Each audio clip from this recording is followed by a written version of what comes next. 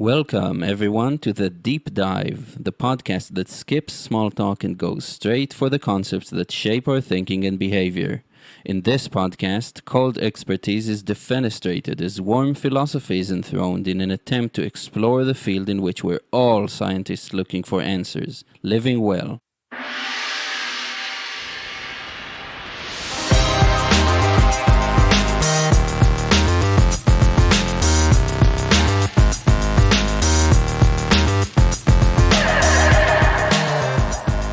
Hello, world. Welcome to another episode of the Deep Dive with Eyal Shai. I'm joined today by Laura Lewis-Barr. Hi, Laura. Hey, good to see Thanks you. for coming on. It's good to see you. And without further ado, I'd really love to hear from you. What is an idea that has helped you or has been helping you live well? An idea that's been helping me live well. Wow, I should have been prepared for this question. Um, I think gratitude, of course, helps me live well, and being grateful for all that I have. I feel like I have so much in this day and age. And then taking a lot of time for silence helps me live well. Yeah, that's great. I know that you've been on quite the parallel journey to mine, at least in the past couple of years of really diving into something new and also almost finding a calling or following a calling and then finding yourself in a good position. So I'm super interested in that particular part of your overall journey of living well. And yeah, I'd really like to hear from you a little bit about what led you to doing what you do today, and then what is kind of your main takeaway from uh, or what you've found in making stop motion films and adapting fairy tales. Is that fair to say? Yeah, that's been my focus, a great deal of my focus. So I have been doing theater since I was a child, and then I got my degree and was teaching and directing. Uh, then I had the lucky occasion that one of my plays was made into a film, and that was in 2010 something. And that blew my mind because I was like, wait a minute, this thing now lasts forever, doesn't end when the play ends, closing night. And I was really hooked. So I bought a camera, a secondhand but decent camera, and I wanted to learn it. So I decided to play with some dolls and use the camera to learn the camera. Then I was blown away by the joy of stop motion. And then the pandemic hit, and there I was in my basement learning the camera, learning stop motion. And the final piece was I've been studying Jungian psychology most of my life too, as a parallel path. And they really love fairy tales. The Jungians love that, love fairy tales. Fairy tales were finding myself perfectly suited for stop motion with the dolls. And so all of parts of my life started coming together. Yeah, it sounds amazing because I wasn't as well prepared as you were, because it's just you had just found an activity that you can do in your basement just coming into 2 years of isolation. That's like amazing.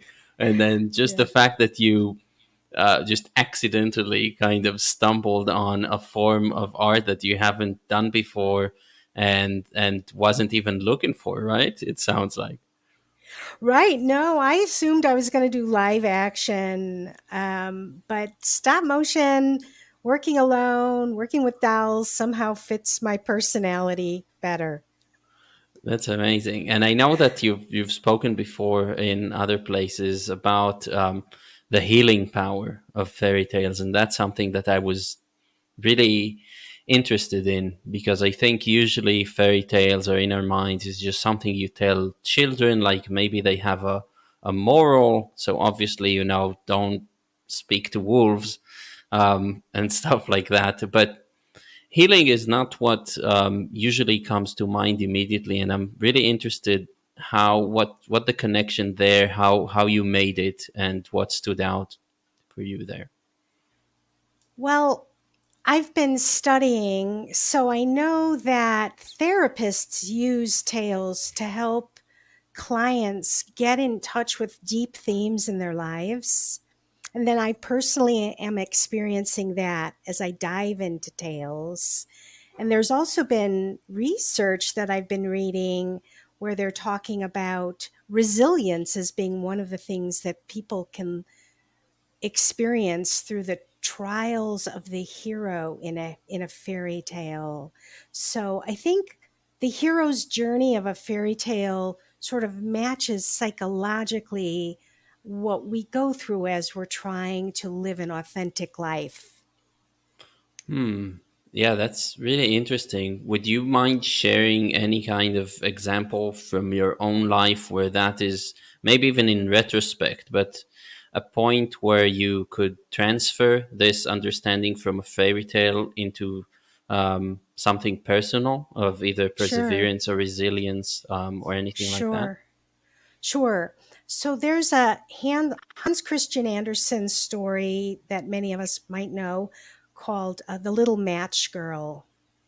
The little match girl is very, very poor, and all she really has is a matches to sell.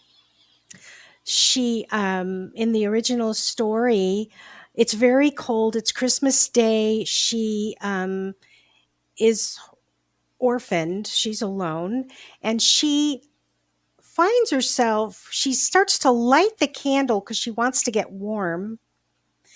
She looks at the candle and she goes into daydreams as she's with the candlelight. She goes into these fantastic dreams of food and family.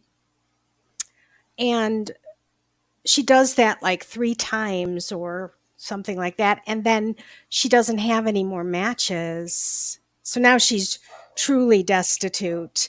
Uh, Hans Christian Andersen puts a kind of a fantasy ending, but to me, what the I said dream, which is interesting because dreams and fairy tales are very close, I think. But what this tale is about and what I felt in my heart about it, it's about when we have a poverty part of our psychology, we can be prone. I was prone to go into a fantasy about what could be. Mm. I was really hungry for certain types of community. I was so hungry for that community that I would go into a fantasy about what it could be instead of recognizing, first of all, my hunger and my poverty in it, and the fact that I didn't have it. And that was I I don't know if you've had this experience, Eyal, when you do a dream or a movie or anything and you have that aha moment where you see its connection to your life. It's a Mm. trippy moment to go, Yes. what? Wait a minute. I am the little match girl right now. I am losing my resources through fantasy instead of dealing with the poverty of my spirit in this moment. Wow, yeah, that's fascinating. So is the poverty from your experience, is it exactly the thing we're dreaming about? And what would be the correct way to go about it in terms of us looking at ourselves uh, with sobriety and kind of analyzing the situation?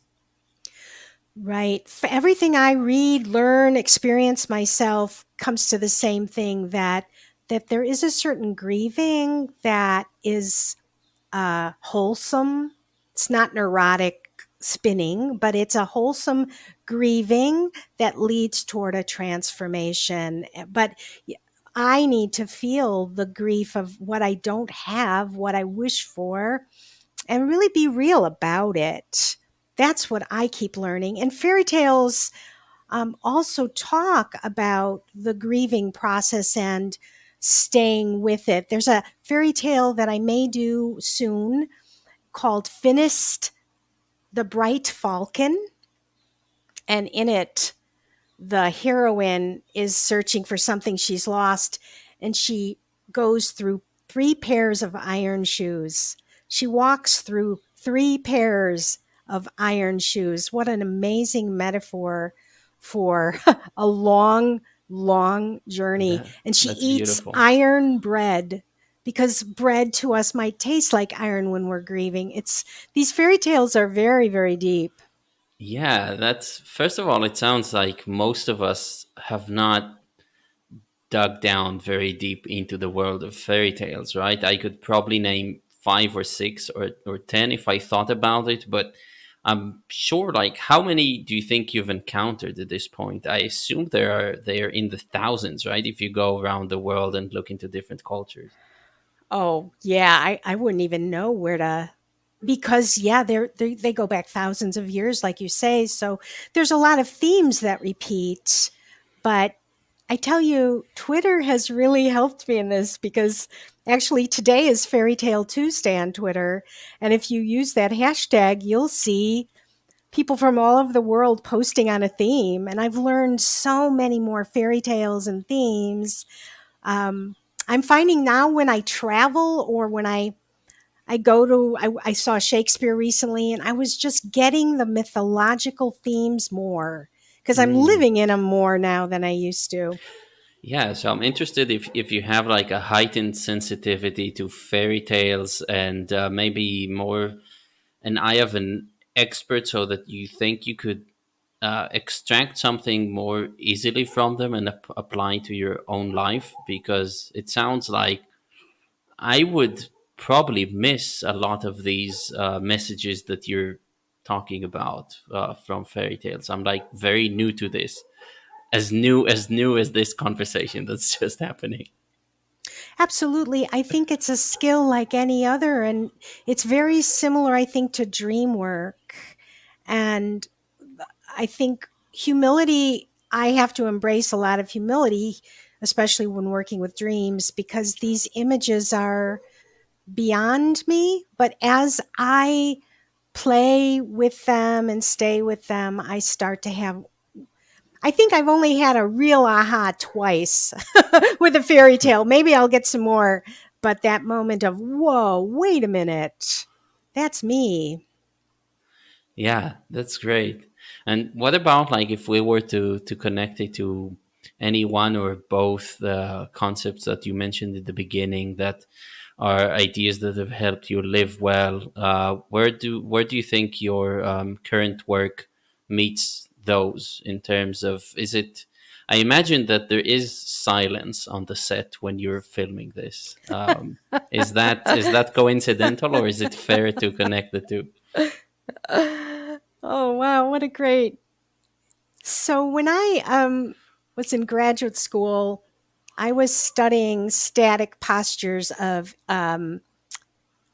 Asia, mostly India, static postures that actors took in these ancient ritual performances like Katakali or Japanese No.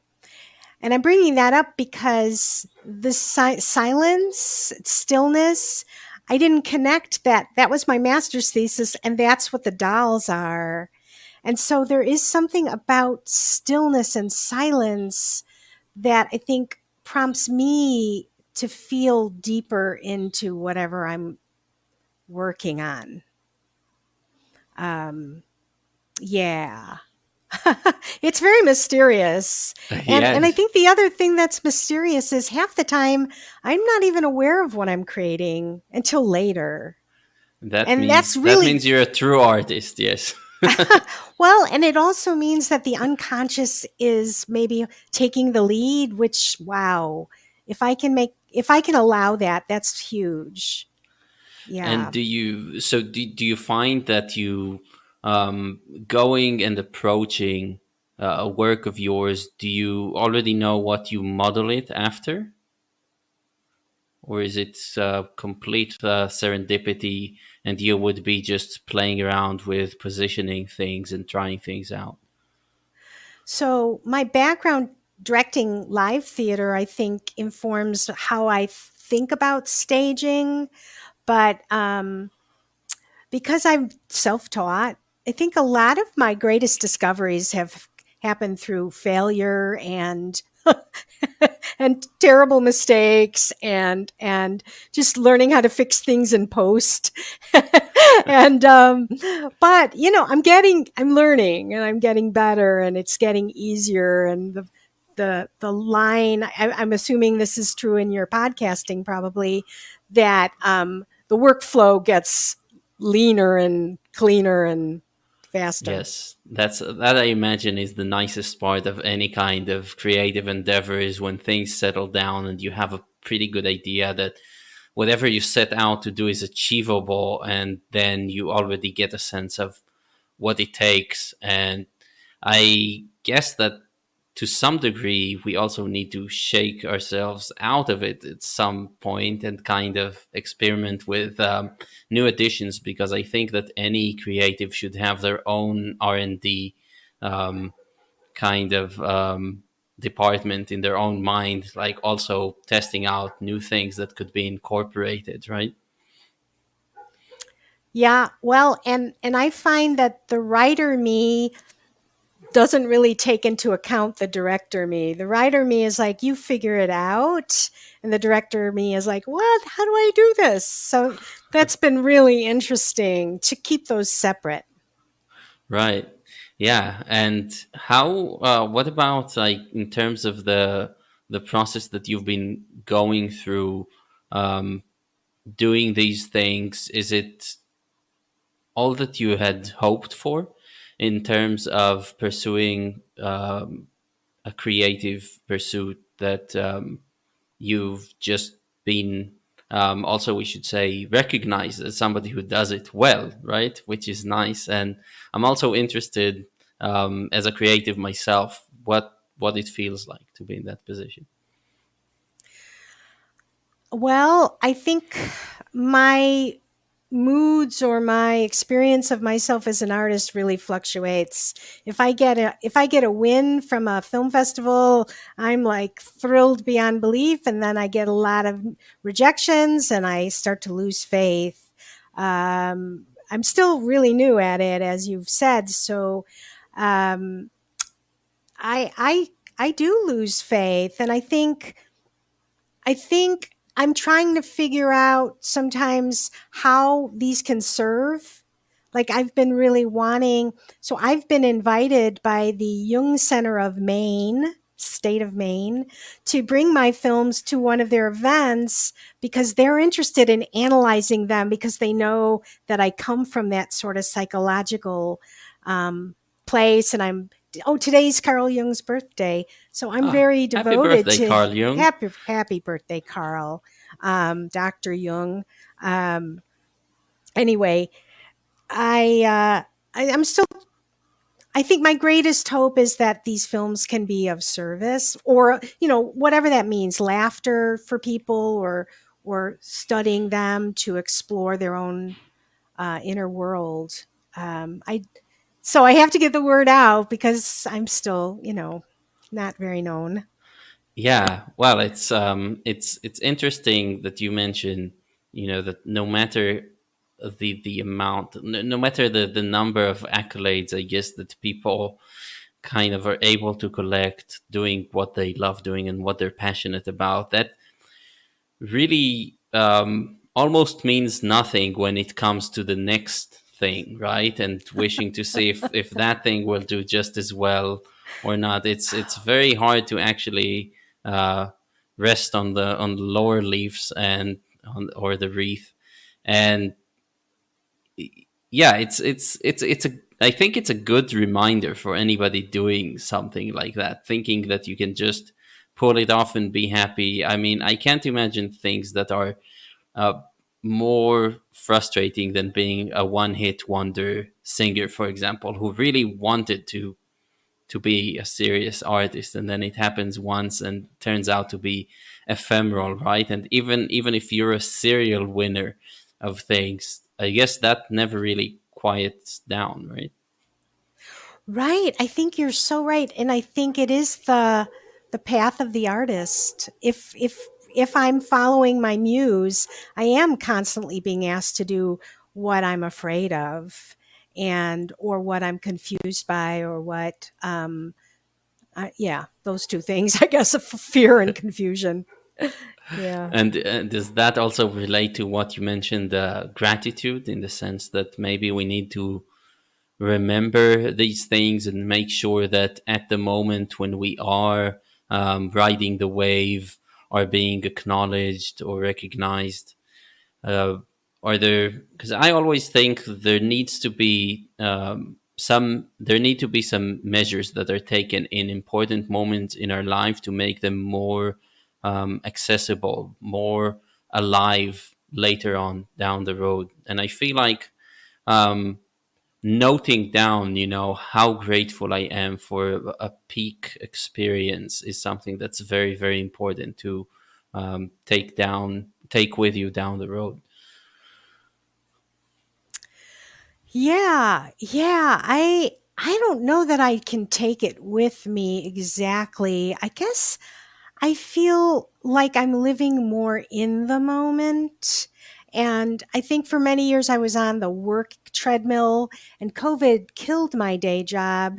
And now I'm slowly getting back to it. But I think my biggest gratitude is that I have time for the art, which was always, like so many people, I kind of did it in my spare time.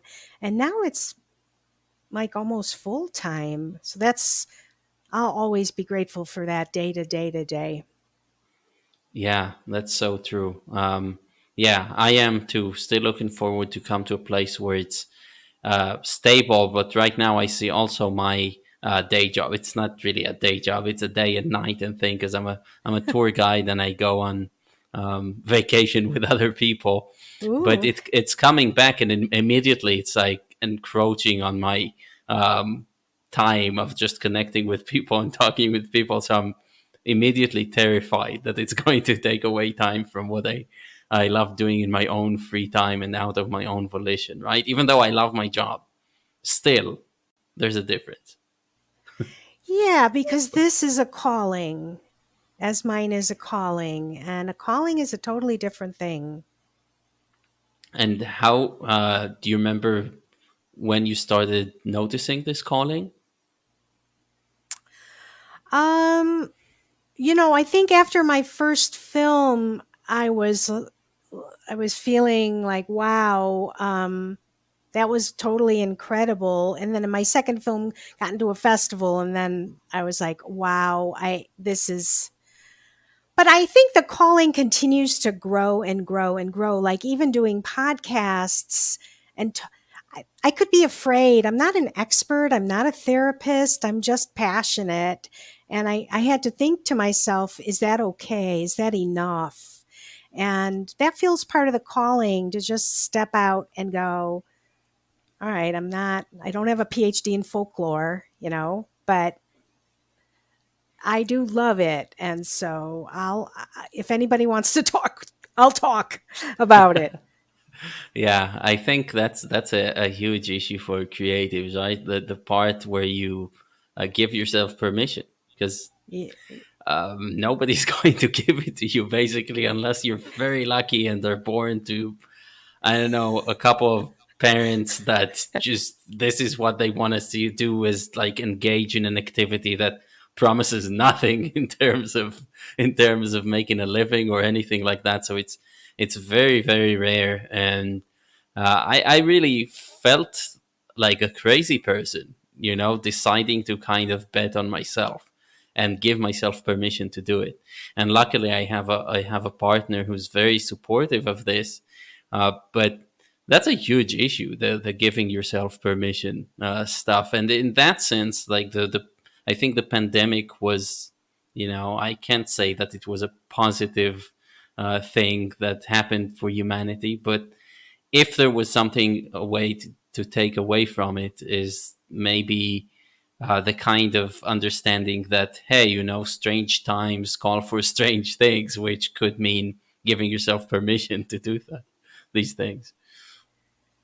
It's so trippy to step out on that diving board and take that dive, and yeah, nobody else is saying it's the right thing to do. It's a call. Yeah, yeah. And how was it? How did you approach putting your work out there at all in the beginning? What's fantastic right now is short films. I feel like are very they're in vogue, and there's a zillion festivals that would love. I mean, it's financially, I have to be careful because they all cost money to enter, but they're looking for films all the time too. And there's streaming services looking for films. So I think it's a good time to be a short filmmaker. And so, yeah, I'm starting to just put my stuff on YouTube too, to just say, okay, let's see who's interested. And so, yeah, it feels like hopefully there will be an audience that finds my work. Yeah, definitely. And I'm super impressed with the way you got so quickly to a point where the quality of it is of the quality that these people are looking for, because I would have so many doubts like coming in and knowing, being self-taught or something. It seems like an awfully short time to go from not knowing a lot to being able to have the confidence and show your work to these people. So did you have any kind of method that you use to make sure that you're on par in terms of production quality? It's really fascinating. So I think in the theater, I, I have a master's. I was studying for a PhD. I felt some arrogance, but in film, I felt none of that because wasn't trained. And so that beginner's mind, the humility of that really served me. I think my focus, I mean, are my production values good? I guess they're good enough. I'm getting into some decent festivals. I always doubt that, but I have been working on storytelling my whole life, and story, I think, is the most important part of any project. So I go in with some confidence about that, and I've had my experiences of being in a theater and watching my films and going, oh my God, it's a tough way to learn something being in a theater with other people seeing something or hearing something you didn't expect. But, I think a lot of people feel the love and the heart of my work. And there's a ton of that. So, um, I don't know. I'm getting more confident because I am getting this recognition. I'll just say that. Yeah, for sure. And was it something that you put emphasis on, since you treat fairy tales as potential objects that can heal us in a sense? Do you find that you make the healing aspect more explicit than usual fairy tales, or is it you're trying to um, just do whatever comes out and hope that people pick on that? It's a That really it's great question. I think it's been confusing for me. I want to make a work of art, and I want it to be accessible for exploration, and all art is. Um, so, my work can be a little complex and move kind of quickly. People tell me they need to watch them multiple times to kind of get. And there's a lot of symbolic layering, maybe. Uh, so I guess I'm trying to do both. I think my next projects are going to be shorter, and a series of shorter. And I know people, isn't this awful? We live in a world where 15-minute films are too yes. long. Yep. Thank you for doing a deep dive, because I Uh, think, well, we need both in our culture. It's good to have short little bites too, but yeah. So I'm doing both, I hope. I'm making the last one I just did was 14 minutes, and it was about the legends of the search for the Holy Grail, and it was really intense and long, and like it almost killed me, that piece. So now I'll do some shorter ones. I'm also interested in the question of how to balance things as an artist between doing something that's didactic because you might have a message to send across and not forcing it down. So it's kind of related to my last question, but I always thought, like, in my work, it was always hard for me because I definitely have messages that I want to make sure are getting across. And at the same time, I kind of cringe at the possibility of any viewer or listener being able to track down the path in terms of references and so on so that they get into my head. It's kind of trippy to think that somebody is going to get into your head, and there's something, I don't know, at least to me, embarrassing about it. Is that an issue that you ever think about, like the level of how didactic a thing is, or or it just comes naturally? It's not something that's on your mind, and I'm just being me. Oh, no, it's definitely on my mind, and it's very confusing, and it's been part of my journey. These dolls, um, I don't make their mouths move, so they're static a lot of the time. And I think part of my learning curve has been realizing that I have to spell out a lot more than I wanted to, that people weren't getting what I was trying to say. They were missing like the whole point sometimes early on. And so if I have a narrator, then I have more control, but not every piece has had that. It's a delicate balance. And the problem is, if you ask 100 people, I'll get 100 different answers about what it meant, or if it was clear, or if it was too clear.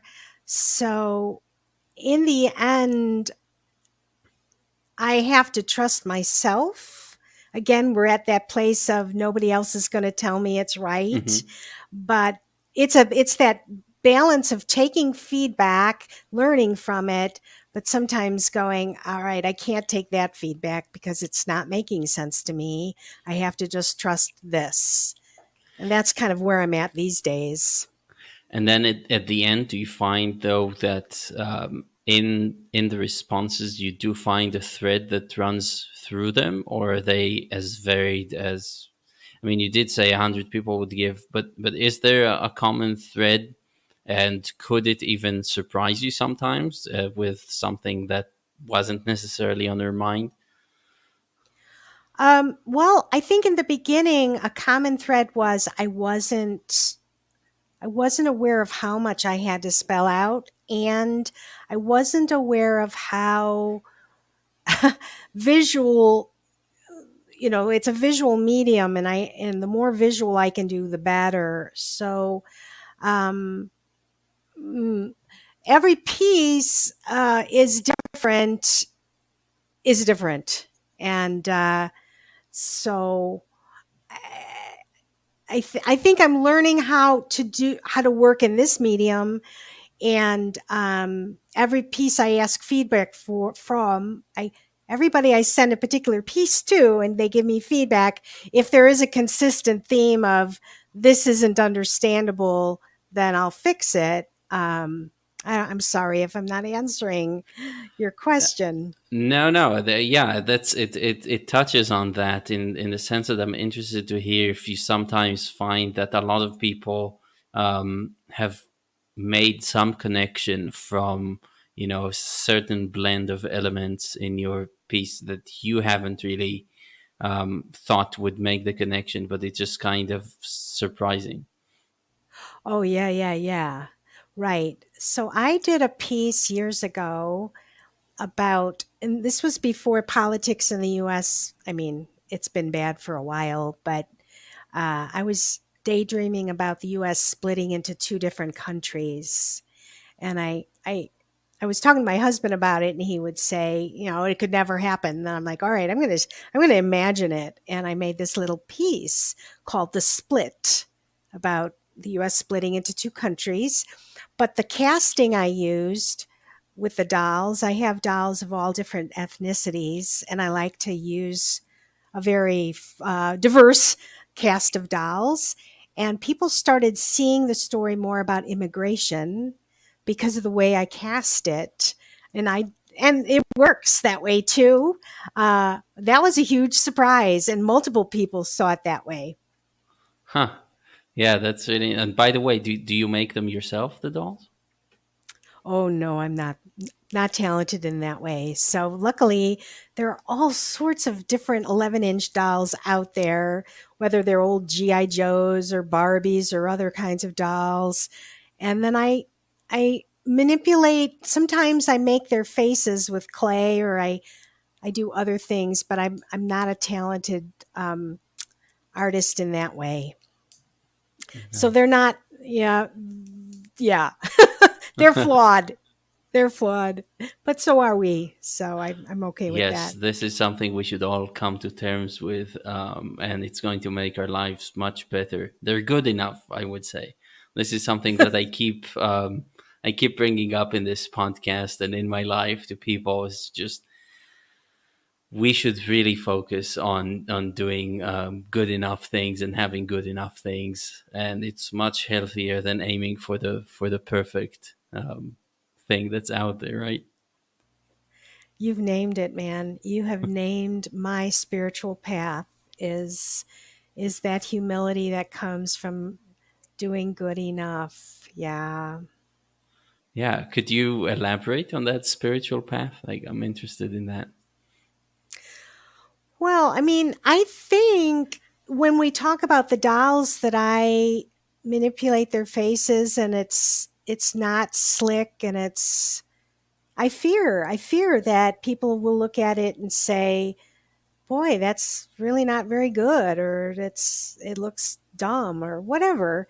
And I do feel like I have to keep going. I often feel like, you know, I was in a PhD program. I could have gotten that degree and had this nice ivory tower existence. And I didn't want that. I wanted to be more of the artist. And I think that means I don't have degrees or other things to hide behind. Um, I'm fully aware of where I'm flawed, I guess is what I'm embracing. And that's a very Jungian, you know, and they talk about shadow. I'll probably do a fairy tale that's focused on the shadow pretty soon because I think it's really important. Yeah, And I see. In the US, we keep projecting shadow onto each other. It's such a disaster. So what is that? I'm not fully fluent in the language of Jung, but what do you mean when you say people project shadows onto one another? So, you know, if I'm uncomfortable with my aggression and I don't want to believe I have any aggressiveness in me, I'll focus maybe on somebody who's aggressive and hate them Mm, and then attack them for being aggressive. And I think, you know, in the US, such polarization of the left and the right.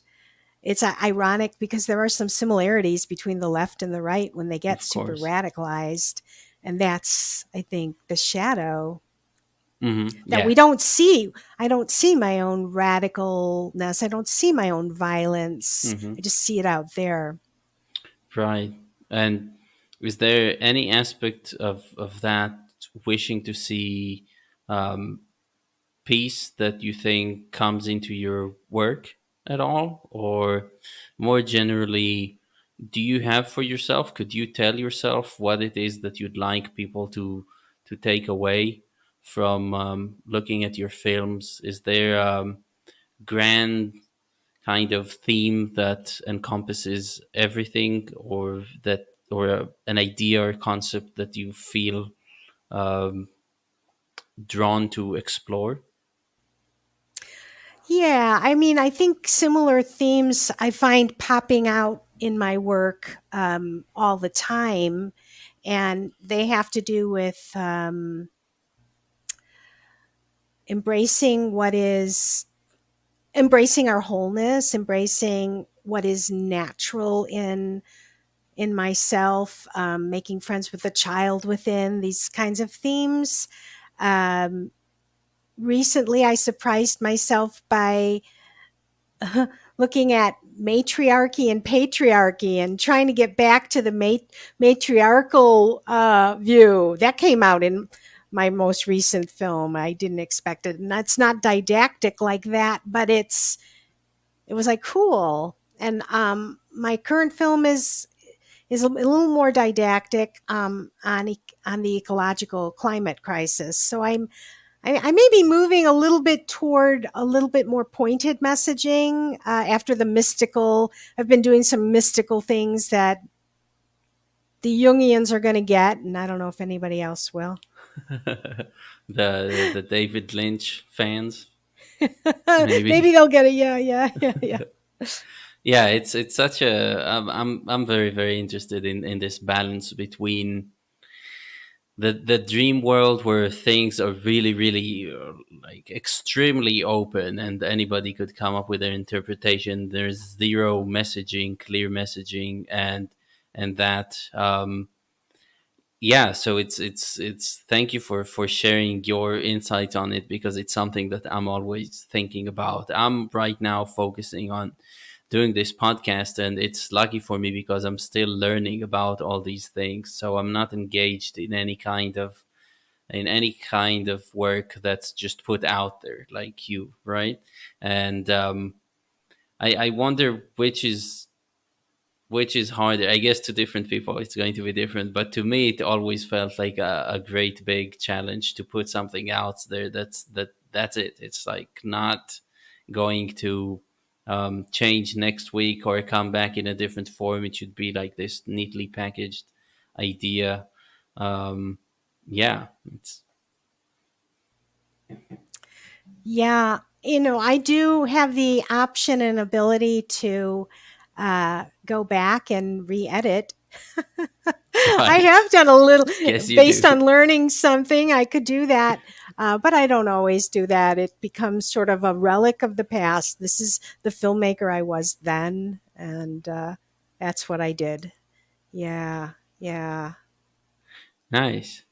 Yeah, I'm wondering if you think that there are any other aspects to kind of illuminate. And I have to say that I'm so fascinated with just your work as an artist and the artist life that I may have kind of digressed myself from my own grand theme of things here. But I'm doing that with great fun and just with the understanding that things sometimes they go down the path you didn't expect. But yeah, I'd love to hear from you if there's anything else that you find could connect to the theme of living well and something that is related to what you found in your work. Yeah, I think these last couple years of working with the fairy tales and reading them and diving into them has made me embrace a more mythical oriented life. We could say an irrational life because, this modern preoccupation with being rational, I think we lose touch with the imagination and all of its gifts. And so I would encourage people, and some people are great at this, and they stay in that world of the imagination. But many of us, like fairy tales, like you said earlier, they're for children, and um, we live our lives in a more kind of factual world. And I think if Carl Jung, happy birthday, taught me to embrace this mythical way of experiencing the world. It's important. We are just the cork floating on the ocean of the great unconscious, and allowing ourselves to be moved by what is irrational, confusing, is important. Yeah, for me myself, regular listeners of the podcast already know this by now, but I suffered childhood trauma when my mom died just before my 11th birthday, and part of the one very healing thing that happened to me was to embrace kind of the myth of the phoenix and see myself as somebody Wow. who's going to be able to rise from the ashes, because that's what I needed to do then. And then it also kind of is inoculating you for the future, because, or inoculating the future, because you understand things happen, right? So then you think it could be cyclical, and it's just something that I arrived at by myself. So I'm really happy to hear from you that this is a thing. It's a total thing. And I'm going to steal your story because your story is such a perfect illustration of how stories work and how it's become a guide. It comforted you and guided you. And yes, exactly. That's how Yeah. stories work. There's always a tension, because just as you say, this rational thing, I see myself as a very rational person. um, but this is exactly as you say, this is a story. I know it's a story, I know it's a myth, I know it's loosely based, but then I also found myself kind of finding pieces. So the initials of my name in Hebrew, they spell out fire, so that's kind of connected to like the firebird. And then my Whoa. favorite color has always been purple, and purple is phoenix in ancient Greek. So I'm just making these connections to kind of fit the pieces together. And at the end of the day, I know it's irrational, right? It's not about saying that this is true, or I'm not deciding anything based on it. But it's just this other really quite strange thing to me, because I know it's a story. It is kind of irrational, but I can't for the life of me deny the importance of this story to my well-being. Wow. Well, first of all, irrational has got a bad name in our culture, but Jung didn't see it as a bad thing. It's a vital thing. And his whole theory on synchronicities is what's happening to you. Like the inner world and the outer world, we don't understand how it works. We think we understand it all, but there are, well, Horatio or Hamlet, one of them said, there are way things beyond what we could imagine and understand. Your story has given me goosebumps. That's amazing. Wow. Jung used to always say, "What myth are you living?" Oh You're wow! living So that one. I, You're I living I that haven't one. read him. I haven't read him enough, so I only know of him, to be honest. So now I'm definitely, my curiosity is big. Is there any myth that you feel like you've been living at all, or certain elements that are really dear to you that you keep coming back to? Oh, unfortunately, lately I've been reading fairy tales that are cautioning me, like the Match Girl one saying, "Be careful." Watch that blind spot. I have some blind spots. Whether or not, I think I had a dream about a star that continue and this yeah that continues to guide my life, and it was a dream I had 30 years ago. So dreams and fairy tales, I think, are very related. They might have similar origins. Some fairy tales might have come from dreams, but no, I don't have anything quite as lovely as what you have. That's quite a beautiful, beautiful myth to, Well, yeah. necessity is the mother of invention, right? So Right. Yeah, I it was a tragedy what you had. But now you tell me the story and you remind me of it, and now I embrace it too and think, yeah, Good. the Phoenix. That the Phoenix is such a wonderful story to hold close, especially in this time of our world. Yeah, I mean, we could say, oh, history repeats itself, right? That's kind of like the Phoenix thing that we keep saying, but it doesn't, it just lacks the kind of emotion that you have in the image of something reintegrating, disintegrating, and coming back to life and having a moment of flourishing and being a very powerful thing, only to then be reduced to ashes and stuff. So I really, really love this story. And I don't know, in your opinion, or from the research that you've done, do you have any idea how fairy tales come to be? Is it really just, and I'm not talking about those that can be ascribed to certain individuals, but the very ancient ones, are they just dreams that are retold from parent to child? Or, um, yeah, like how do they come to be, do you think? Um, I think that there were probably individuals that were artists that on an unconscious level were sharing stories. At least the Jungians believe that myths, the ancient myths and fairy tales, are describing psychological realities that are really, really deep in us. And that's part of the reason why those stories have lasted for thousands of years, because they're archetypal, I guess he would say, that they're part of how we're made.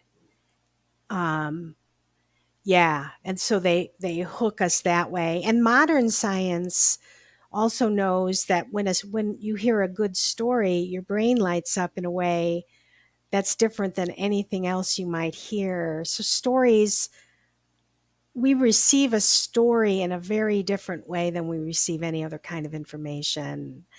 Um, so yeah, stories are really, really, really powerful.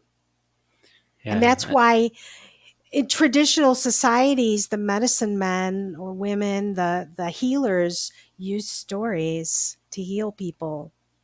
yeah. To me, it was, I studied I studied ancient Greek, and so some of the Mm. culture, and I at first didn't know, there's the Iliad and the Odyssey and these things, but I think many people don't realize the beginnings of these things. So there was probably no person called Homer, right, who wrote this down.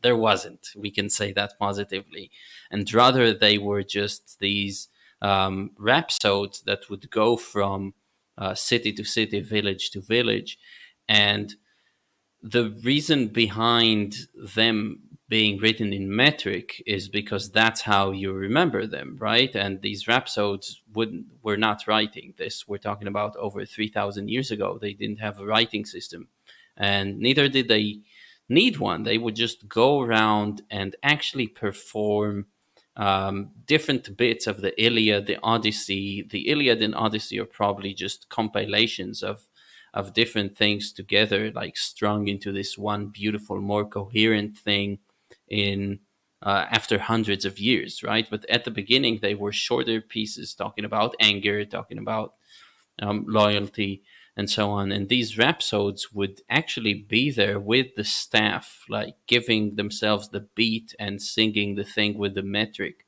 And I just really like this image of the ancient times before it was kind of put into writing and um, just made immortal. In those times, it was immortalized, but in principle, like it could still die with some rhapsode, like getting dementia or getting killed before he passed it on. And I just really like thinking about the very ancient beginnings of these things. I think it adds to the art, like the appreciation of the art. For sure. What I also love about it is all of these. arts came out of spiritual rituals. They all came out of a hunger to connect with the divine. And and yeah, so I think that's the other reason that we had them written in a metric, because I think they were part of these ancient mystery cults and ceremonies. And Dionysus, the Dionysus being the patron of the theater, this god where you are dismembered and born again. You go into ecstasy. You go into altered states. It's Right. not it's not going for a popcorn movie. It's transformation. Yeah, absolutely. The counterpart to Apollo, who is, of course, like logic, order, right? And just going into a Dionysian state. That's still a thing we say. And yeah, in actually the connection with God and the divine is made explicitly by ancient writers, because to them they understood the metric and the rhymes. At some point people were so impressed with the level that they said this is how the gods speak, right? And it gave rhapsodes and poets a very high social standing. Like they were very powerful because they were seen as people who could anoint kings, but also take them down if they wanted. If they wanted to write some sort of scathing poem that's amazingly presented with the right rhyme and metric. So it's very interesting how um, they were held in very high regard in those times. Yeah, and the irrational is held in high regard. And I also just love that if you're in Japan or in Bali or in India, those are just places I've studied. Same thing was happening in terms of the ancient connection between art, performance, and ritual, spiritual seeking. It's all the same. I mean, very different looking art, but similar coming out of ritual. Yeah, lovely. So I think as the last question I'd love to ask you, because I noticed that you're very much concerned with the state of the society that you live in, and I'd say if it's a more um, really the state of the world, and noticing things like polarization and conflict. Um, what would you suggest that what fairy tale would you prescribe to our society in these days? Oh my gosh. What fairy tale would I One that we prescribe? should, as a society, really re-examine and understand. Something that would is likely to cause us to once again kind of make peace. What a fantastic question. So let me answer it in a couple different ways. One is both Jung and Joseph Campbell talk about how we need a new myth. And they both talked about how, um,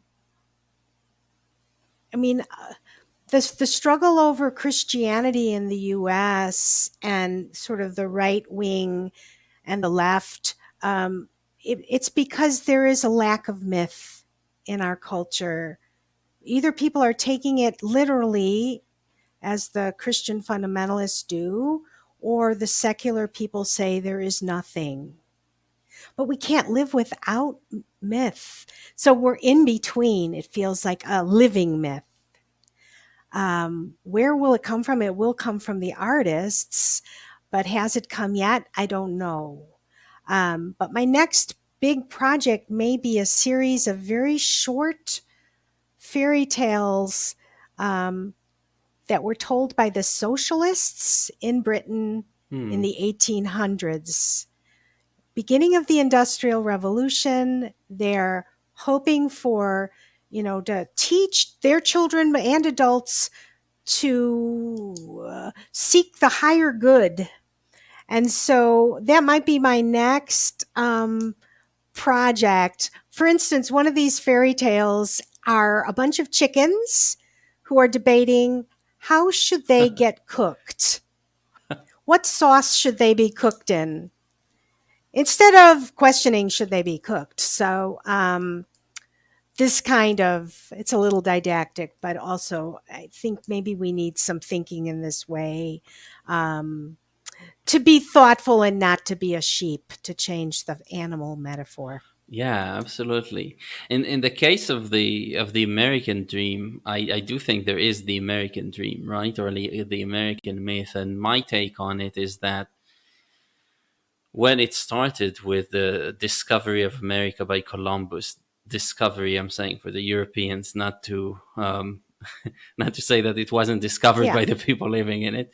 Um, right. but there was a mindset of like, oh, there's, if resources are just kind of running out, we could always move farther out west, right?